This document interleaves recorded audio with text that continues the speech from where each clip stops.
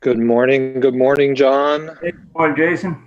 Good to see you.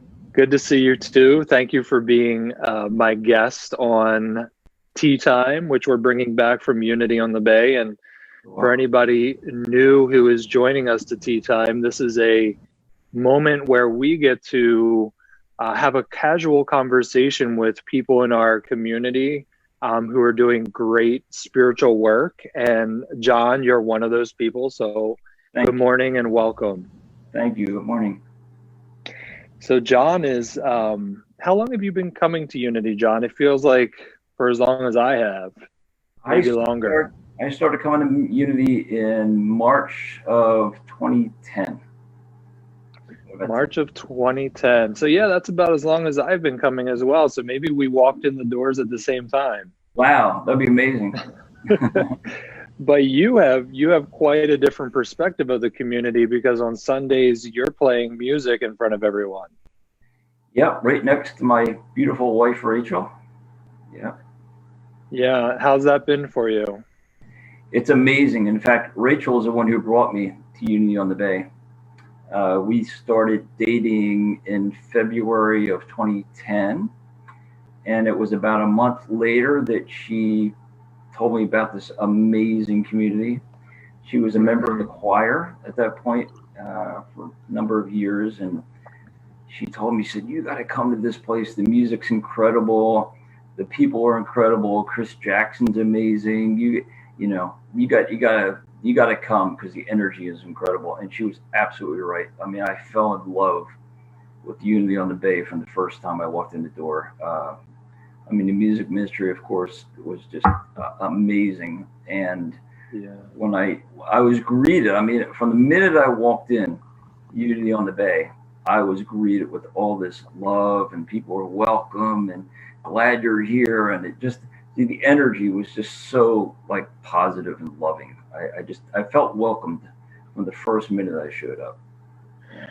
Yeah, I had a similar experience. My best friend had found Unity, and then the next day she called me. She's like, "You have to come to this place. It's amazing. The Yeah. people are awesome. It's positive." And I was looking for a spiritual community at the time, and I joined. I came one Sunday. The music was amazing. The message was amazing, and then now I'm a staff member there. Yeah, yeah, you're So doing a great God, job too, Jason. thank you, You John. do, Thank you. God works in mysterious ways. you do an amazing job for this church. Well, it's my pleasure. I love it. And I wanted to change other people's lives like it's changed mine. Yeah. So, here, if you're just joining us right now, this is Tea Time, and I'm talking with John Davis, the author of Accept, Connect, and Heal. And I have his book in my hand right now.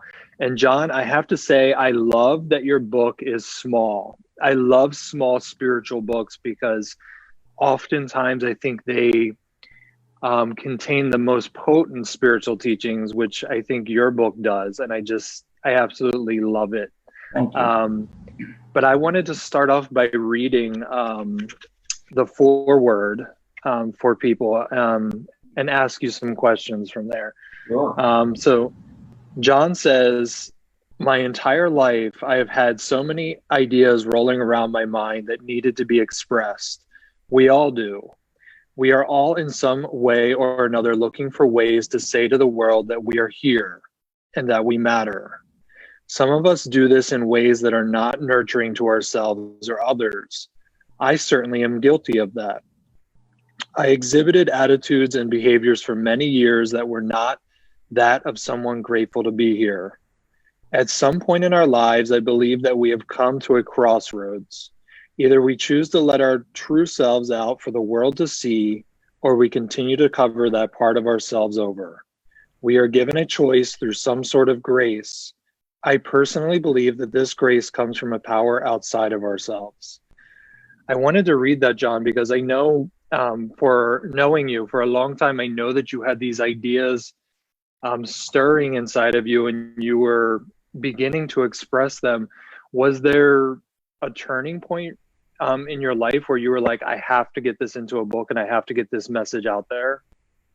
Yeah, yeah, there was. it was really interesting how it happened. It was around spring of 2018. There were some events going on in the schools. Some particularly because I work in schools. I teach music in the schools as a contractor and also as a private teacher. Mm-hmm.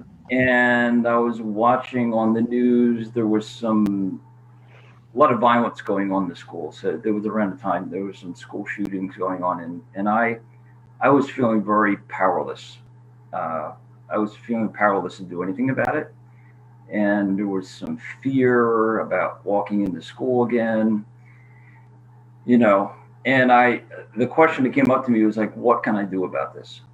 Is there anything I could possibly do about this? And I just kept throwing that question out there to God, to the universe. And one day I was in my car and I took my phone out, and all of a sudden these thoughts just came to me. Mm-hmm. Like the way I look at my writing in general, and specifically this, it's like it's being downloaded or something. It's almost like I'm like a scribe of some kind. Like it's not coming from me; it's coming through me, kind of feeling.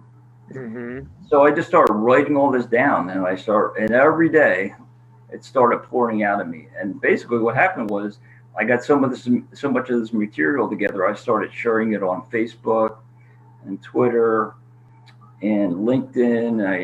I started sharing all these things, and I started getting some feedback from people at Unity on the Bay, and some of my other friends, and they said, "Wow, I resonate with some of this.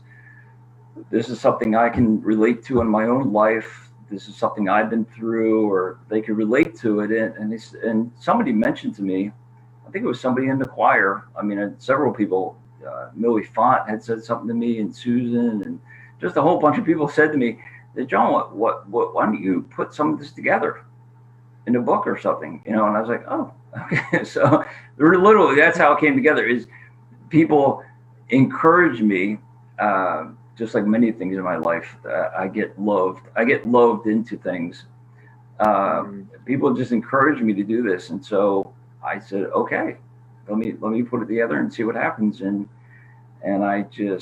I hired a wonderful lady by the name of Jo Harrison in France to help me with the formatting, and I got a friend of mine, Gina Nolt, who did the beautiful artwork on the front. I hired her to do the artwork, Mm-hmm. and she's been a good friend of mine for years and years. And I just went with it, and of course, I was getting support every day from Rachel, my wife, who's constantly supporting me all the time. Always said, "Wow, you should share these things with people. People would get something out of it." So that's how it happened. It was just, I didn't even think of this. It just, although my entire life I've been writing, even as a Mm-hmm. kid, I was writing all the time, and I would write things down, and I didn't think other people wanted to hear it. Frankly, I was like, "Wow, I don't know who would listen to this," and it took Mm-hmm. coming into a loving, supportive community like Unity on the Bay to and being with Rachel, of course, who was incredibly supportive, uh, to to to bring this out of me and say, you might want to share this with people, and because I've always wanted to do it, I've always Mm-hmm. wanted to share this stuff, but I just never felt like I could do it. But now I feel like I'm getting the support to do it, and it's amazing. I don't even know how to explain it, but Yeah. it's a very organic process for me. Yeah.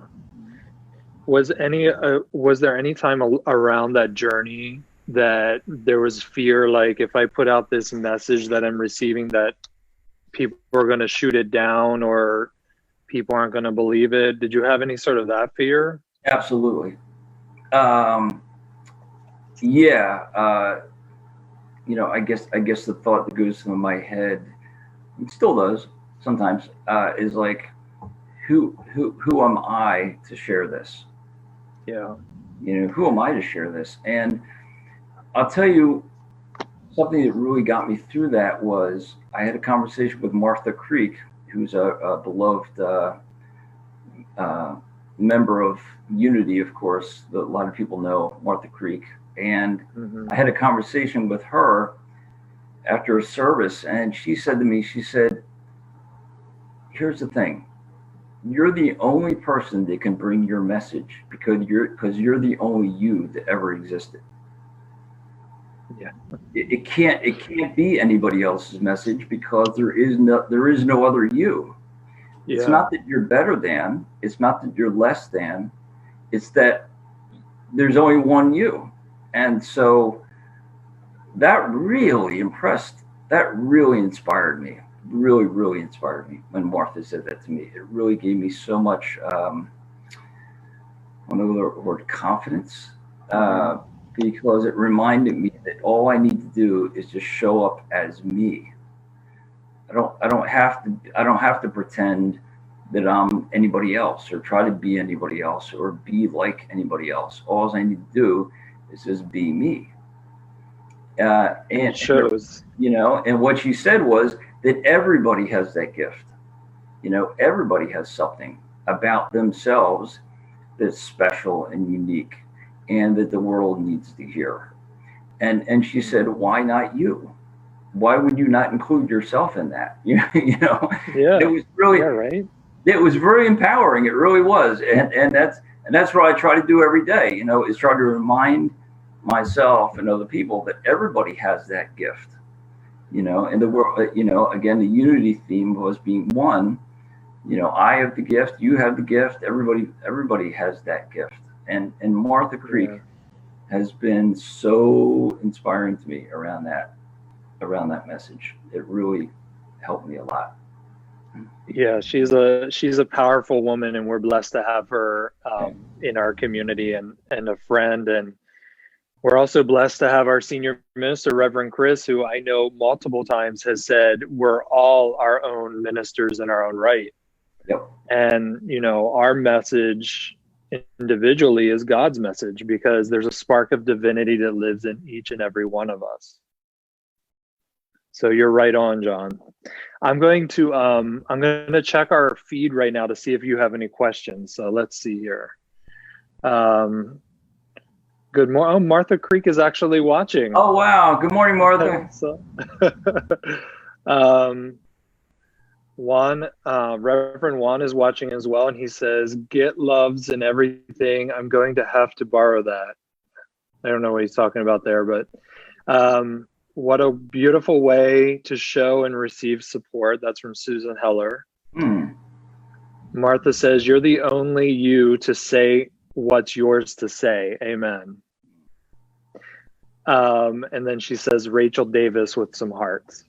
Oh. So, yeah, if you're just now tuning in, my name's Jason Weeks. I'm a staff member at Unity on the Bay, and I have the pleasure of sitting here talking with John Davis, who is the author of Accept, Connect, and Heal, this wonderful book that he wrote recently. And you can chime in, make your comments, ask your questions in the comments. From time to time, I'll be checking them out and getting John to answer them for you. So, John, one of the chapters or sections in your book that really struck me was your one where it's titled "Connected to All Things Living." I'm sorry, connecting to all living things. And I thought this section was so appropriate for what we're going through right now in this pandemic. I think that we're seeing that when anything shifts, everything shifts. And it's almost like we live in this universe of domino effects where one of us can't make a move without affecting the whole. And so, before we get into this conversation, I just want to read what you wrote because I think it's really powerful. So, John says, "We are connected to all living beings. Everyone needs all other life to survive. Isn't that the truth? Considering this, Consider this the next time you think that you are alone in this world and that you don't need others or that others don't need you. All life is inseparable from itself. Life cannot exist independent of other life. We need each other. You are important to me. I am important to you. Let this thought give you a feeling of importance today. Thank you for being alive. I love that. Thank you. And as I read it, it was just so many images came to mind, especially nowadays, like with essential workers. Like, look how we need these people to survive, and look how they need us to go, support small businesses. And it's just like so many ways we're connected that I didn't really see before. Mm. So I want to know from you, what, like, was there something that sparked this section in the book for you? Did you have any life epiphanies, or do you want to speak into that more? Yeah, well, I want to back up just a little bit to what you were sharing about. I mean, one of the things that's always, people that's always inspired me from the minute I walked in Unity Bay was Chris Jackson and Juan, Mhm. and they always talk about this connection of being one. And yeah, I think the timing on this coming out around the pandemic is kind of amazing, because I I've always been a very sensitive person, and I used to see that as a negative thing. Like people say, John, you're too sensitive. Yeah.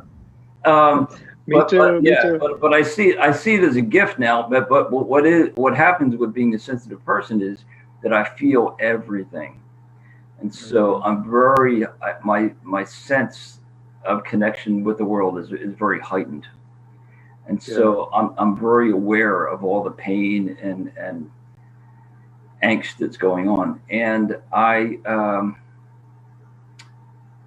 really get it that the person who shows up with my packages from Amazon, and when I go to the grocery store and the person is standing there, taking my card, and the person putting the food on the shelf, that if it wasn't for those people, I wouldn't be eating.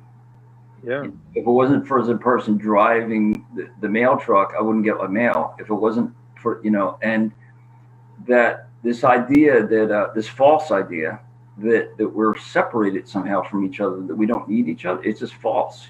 And Yeah. um, I think this time, the pandemic is giving us a greater appreciation that we really, really need each other, and we need the people that we think we didn't need. I think a lot of people are maybe underappreciated, like you were saying. Yeah.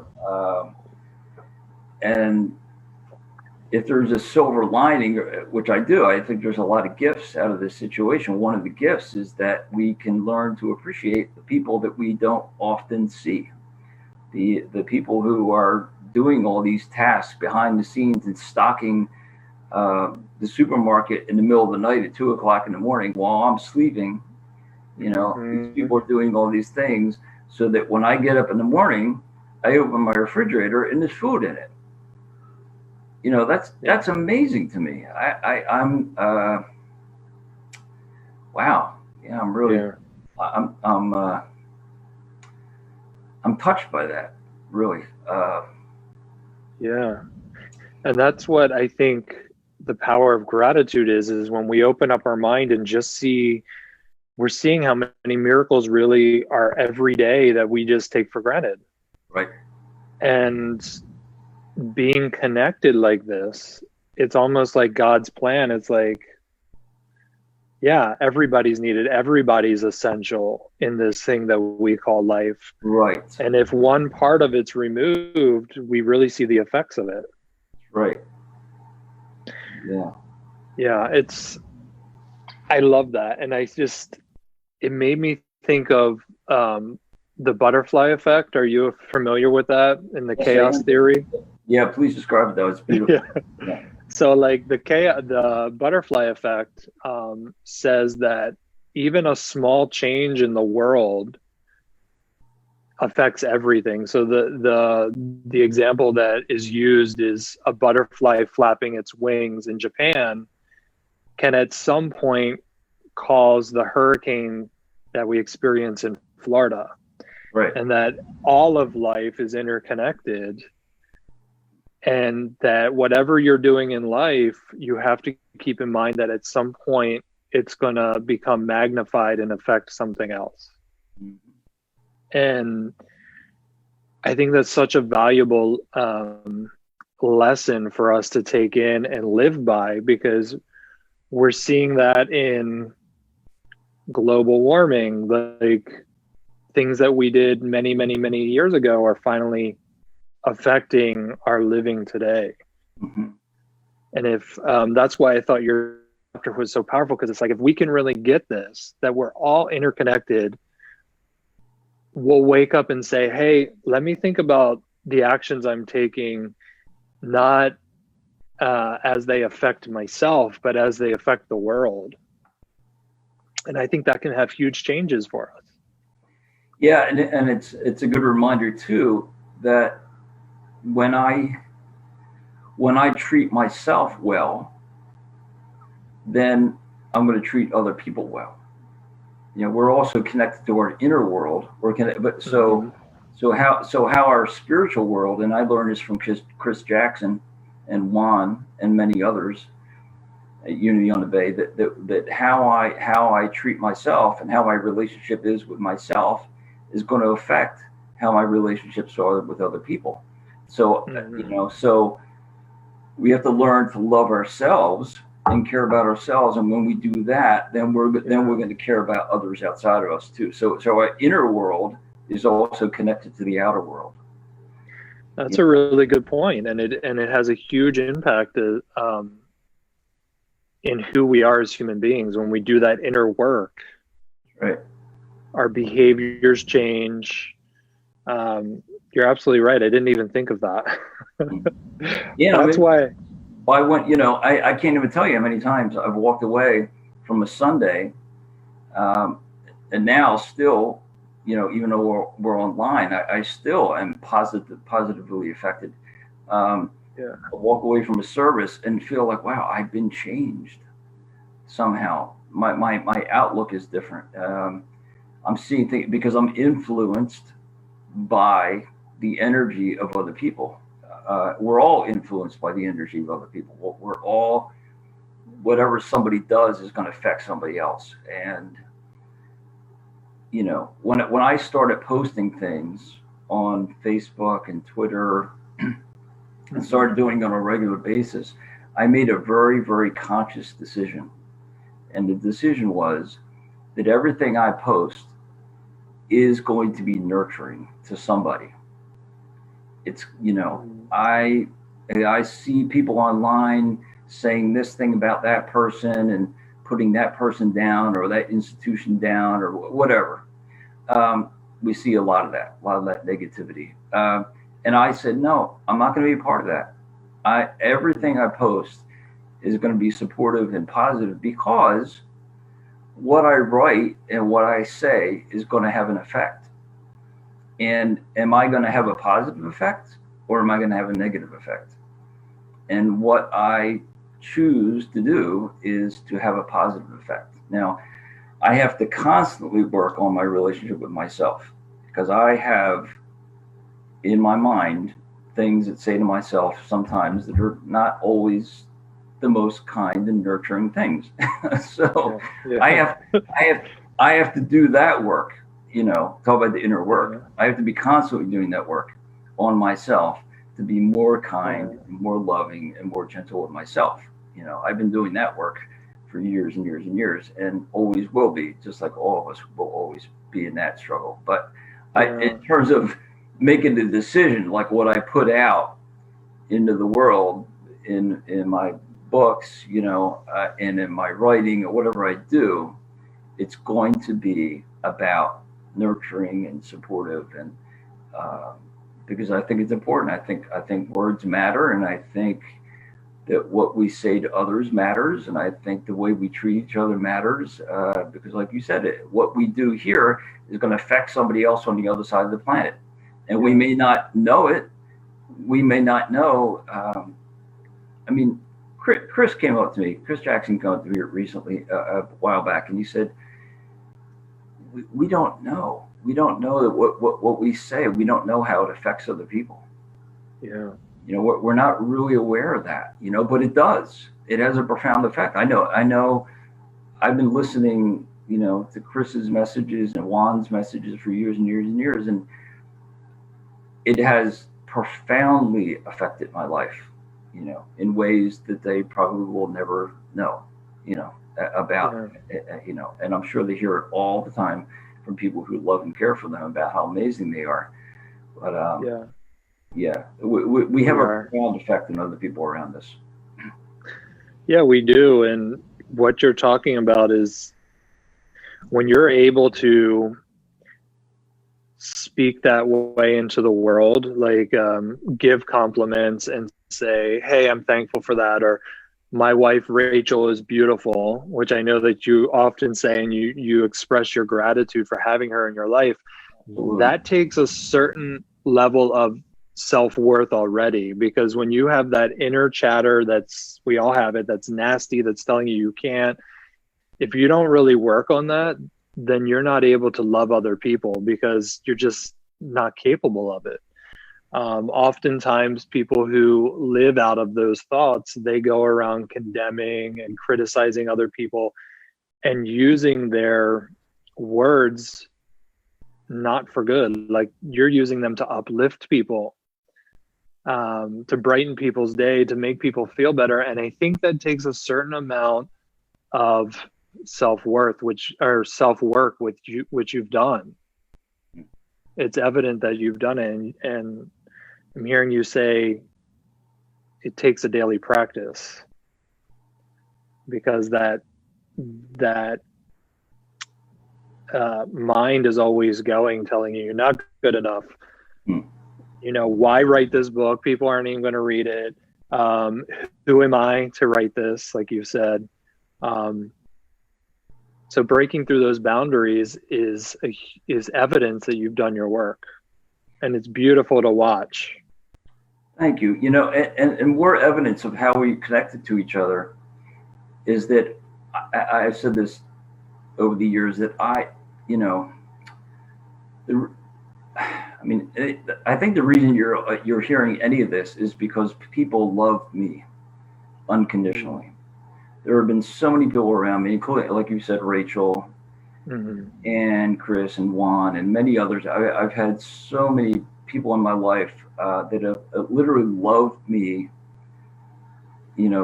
into a state of where I'm starting to think, oh, really? Am I okay? I've been loved into that. Like, I didn't just come up with that. It wasn't like, oh, I just woke up one day, oh, I love myself, or I care about myself. Yeah. It was like other people have just over and over and over supported me. I can mention the choir, one of the most loving communities I've ever been a part of is the music ministry at Unity on the Bay. There's so much love going on. And every time I come, there's just this very loving energy. And so I need to be a part of that. I mean, that's another draw to me is Unity on the Bay, is there's so much love going on. And I need to be a part of that, because that's how I get loved. I literally have to be around that. I have to be immersed around loving, kind people, because that's how so I've been loved into this. You know what I mean? I've just been loved in this state, and it's a process. Like you said, it's a process. Yeah, I'm smiling because I have the same journey. Like, being in a loving, nurturing community like Unity on the Bay has given me that safety net for me to go out and explore things in my life, right, that I've always wanted to do. Right. So as you were saying that, it was like my soul was just smiling. I was like, yes, I absolutely connect with that. Yeah, because you'll be supported. Yeah, and it's like walking a tightrope with it, knowing there's a safety net under you. Exactly. It's like, okay, I can do this. And if you fail, or you make a mistake, or something happens, somebody will catch you. It's like, okay, nobody's expecting to be perfect or have it all together. Nobody's sitting there like, oh, you need to have all your stuff together. It's like, no. Yeah. No. Beautiful. Let me. I'm loving this conversation. Thank you, John. I'm going to look at some of the comments to see if we have any questions. Okay. Reverend Chris says, John, what can a person do to open their inner creativity, such as you have?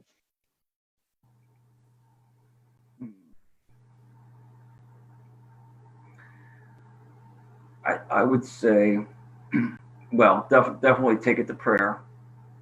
That's the first thing that comes from me. And just ask yourself, what is it that you want to share? What do you want to share? Not what you think somebody else wants to hear, or what you think you should be doing. What does your heart tell you that you want to be doing? And get in touch with your special, unique part of you that is your own gift to bring to the world. And just ask the question, like, what is mine to give? What should I be doing?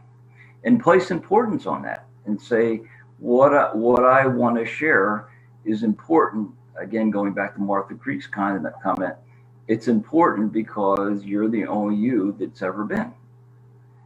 And really try to get in touch with that unique part of you, that special gift that you have, and then seek out the people that will support that and be nurturing around that. But it first comes from within, I believe. Mm-hmm. It comes like asking the question, what do I need to be doing? What's important to me?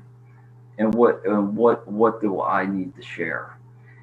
And you will find that when you share that, there will be people who resonate with it. Not everybody will resonate with it. It's never going to be a universal thing, but you will feel good because you're doing it, and you're going to feel good that you're sharing what's important to you with the world.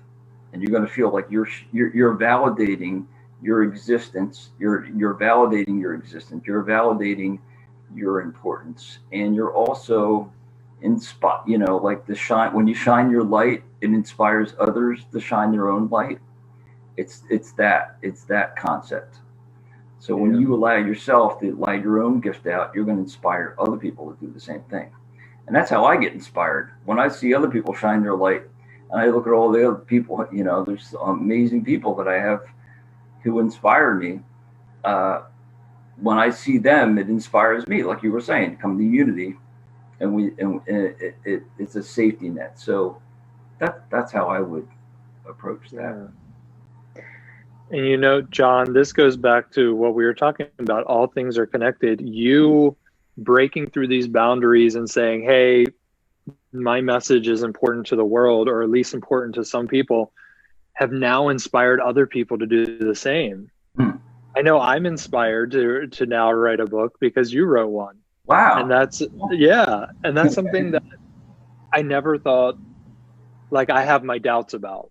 Like, I'm sure, like everybody else, like, oh, is my message important?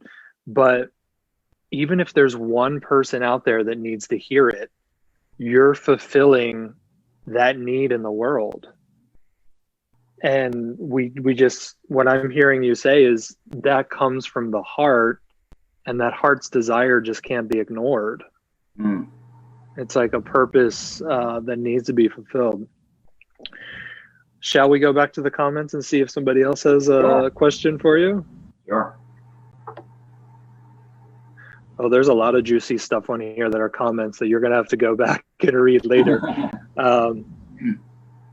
Let's see. Omar has a question. He says, John, as you were writing information down, how did you hone it down to those in your book, assuming there were multiple ideas coming from your head? Wow, what a great question. Wow, yeah, that was quite a process because I had a lot. I did edit out some things. I ran the original draft of this by Chris Jackson. I sent him the original draft probably about a year before I put it out, and he gave me some wonderful feedback, wonderful comments, and I took that in, and I made some changes that I think he was absolutely right. He made some comments about some things, and I changed some things, and I would read it for Rachel, my wife, and I only had a very, very close select group of people that I shared things with as I was going through the editing process, and they just gave me feedback. And so, I mean, at first I was like, "Oh, everything's got to go in the book," you know. Of course, I didn't know, but it really, the feedback I would get from people really helped me edit, kind of whittle down, like, what is my message? What am I trying to say? Again, I had to keep asking that question, like, what am I trying to say here? You know, what is my message? And ultimately, the message was that if I can when I accept people, I will connect with them. And if I can connect with them, then if we can accept each other, we can connect with each other. If we can connect with each other, we can heal each other. And that was the message. And so I had to filter everything I wrote in the book. Does that fit into that? Thanks. That's your title, yeah. Does that fit into that? And if the answer was no, if there was something negative, if there was something that was either maybe being accusatory of somebody or talking about a certain institution or a certain political party or a certain personality, you know, if there was any of that in there, I was kind of like, no, that's not my message. That's not what I'm trying to do. So I had to constantly, that was my filtering process, does this fit into the theme? Is it uplifting? Is it going to encourage somebody? Is it going to be, are you going to put something positive into the world that's going to have a positive influence? And if the answer is yes, great, do it. If the answer is no, please don't share that, you know. So that's how my process went. Again, it was along the lines of extremely organic. It wasn't like I wrote down an outline. I didn't say, oh, this is the outline, because I know some authors do that. They have very strict outlines, and they know how, and that's great if that works.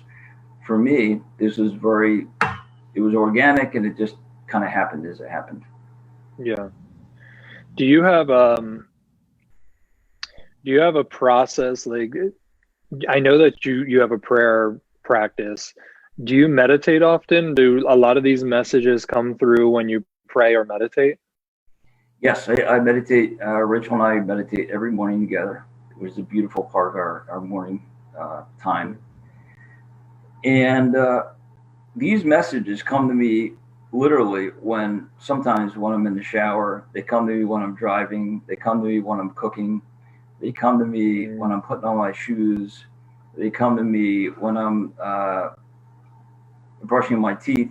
I mean, literally, like, I have no idea when these, like, and Rachel will laugh, because what happens is I'll be like in the middle of brushing my teeth, and I'm like, oh, excuse me. I grab my phone and I just start writing stuff down. Like, get out of my way. I have to write this down. My experience is, if I don't write it down in that moment, it flies.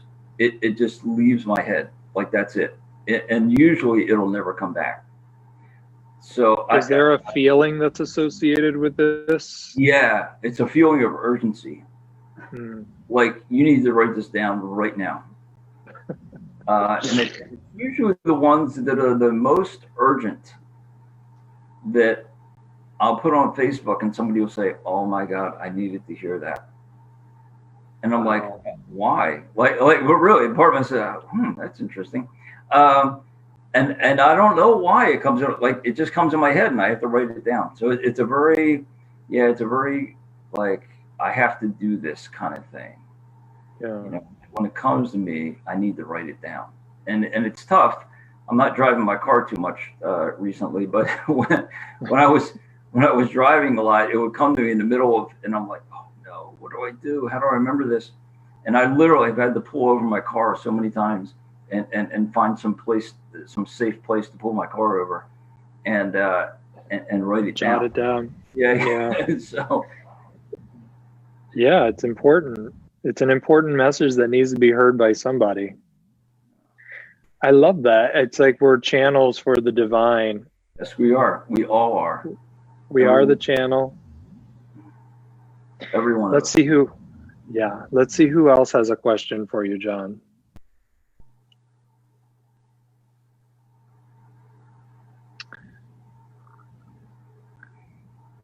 There's a lot of comments, not too many questions. Dale Stein, Ah, good morning, Dale. what an uplifting and inspiring interview. Oh, we're glad to do it. Thank you. Martha Creek says, it does matter. We can't always see how, and we know it does. Thanks for brightening our world, Jason and John. I think she's talking about like when we have a message, there is somebody that always needs to hear it. Mm. If you are just tuning in, this is tea time, and we just have a few moments left. Can you believe it, John? The time goes Amazing. so fast. Hi, Jason. Wow. But if you are just now tuning in, ask a question. John is the author of Accept, Connect, Heal. It says a vision of hope for our world, which it really is, John. I think, like I said in the beginning, this might be a small book, but it's potent. Mm. And it's filled with relatable spirituality, I call it.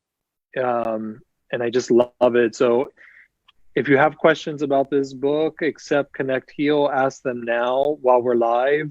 You can always leave your questions in the comment section after we end, and I'm sure John would love to answer your questions. Absolutely. John, how can people get a copy of this book? You can go on Amazon and just type it in, Accept, Connect, Heal. It'll come up. It's available in paperback and also on Kindle. So. And it's a beautiful book, beautiful cover, beautiful author. You did such a great job, John, and I am. Thank you. Like you, I'm sensitive. I'm just so proud of you for writing this book and overcoming that self-talk and realizing that this is something that the world needs to hear. And I'm sure you've changed so many lives through it. So thank you. Oh, thanks for saying that, Jason. Appreciate it. Yeah. So do you have any parting words for people, John? Any message that you want to send out to the world? Well, I just want to say how grateful I am, Jason. You asked me. I really, I'm humbled by it. Really, I really am. I was talking to Rachel this morning. Like, out of all the people at Uni on the Bay, that Jason would call me up and say, "I want to interview John." And I'm like, wow. Like, I'm in awe of that you chose me. I don't even. I don't even know what to say about it. It's really amazing. I'm just so grateful, for Uni on the Bay and how everybody in this community has stepped up during this time. Chris and Juan and just the Hour and Dale, and I mean, there's so many people, including yourself, Jason. You've been doing an amazing job for us. Thank you. Amazing job every week, and I just feel so blessed. I can't wait to get back with Rachel and music ministry and play music again on Sunday. I'm really missing it. But I'm just so grateful to be here, and I feel blessed. I feel honored. Well, you're a blessing to our community, no doubt. And this won't be the last tea time with you, I'm sure. I feel like there's another book in the works, There is. possibly. I'm writing it down. I'm working on it. Yep. Awesome. So if you could just give one, if you were talking to one person right now in the world, what would you say to them? What would the message be to them right now about life? About life, I would say be yourself, and there's somebody who needs to hear what you have to say. Hmm. I love And you're that. important. You're important. It's so true. Thank you, John. This has been amazing. Thank you, Jason. And we will definitely have you back on Tea Time. Thank you. Keep up the great work. Thank you. You too. And I'll see you sometime soon in real life on Sunday morning. Yes. Take care. All right. God bless, Jason. Thank you. Same to you. All right.